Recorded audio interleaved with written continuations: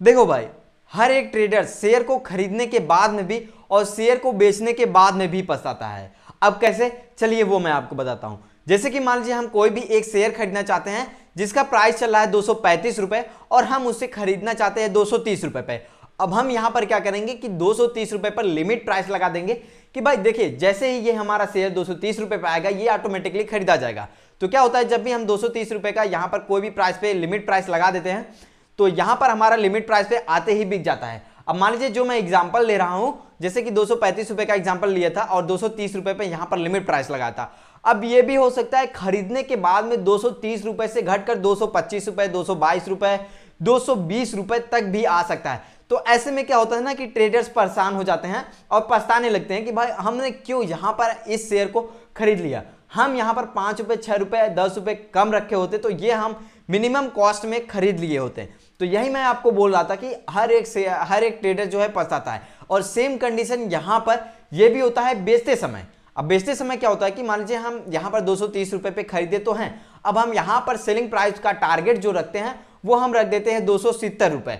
अब यहां पर जैसे ही हम 270 रुपए रखते हैं तो 1 घंटे 2 घंटे बाद जैसे ही हमारा टारगेट प्राइस टच कर जाता है तो हो सकता है कि यहां पर कभी कभार शेयर का प्राइस जो है ज्यादा उछाल मारता है तो 30 रुपए 40 रुपए एक्स्ट्रा बढ़ जाता है। जैसे कि 270 रुपए हमने लिमिट प्राइस टारगेट प्राइस रखा था तो अब हो सकता है हमारा 310 रुपए 320 रुपए चला जाए। तो लेकिन यहां पर हम लिमिट लगा दिए थे ना कि 270 रुपए में हमारा बिक जाए। तो 270 रुपए पर जब बिक जाता है तो यहां पर जब 30-40 रुपए बढ़ जाता है तो हमें यहां पर पछतावा होने लगता है कि भाई हम यहां पर आधे घंटे या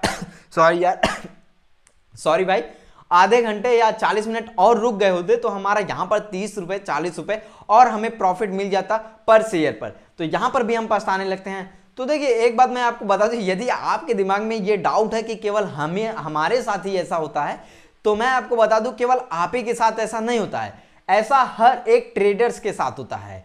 ये बात जरूर जान लीजिएगा। कोई भी ट्रेडर्स यहां पर एकदम सही सटीक टाइम पर नहीं खरीद पाता है और सटीक टाइम पर नहीं बेच पाता है। यहां पर प्राइस खरीदते वक्त भी या बेचते वक्त भी आपके लिमिट प्राइस या टारगेट प्राइस से 10 रुपए 15 रुपए 20 रुपए ज्यादा होता ही रहता है। एक बात मैं आपको बता दूं, यहां पर जहां तक मेरा मानना है कि 50% सही होता है पछताना शेयर को बेचने के बाद में।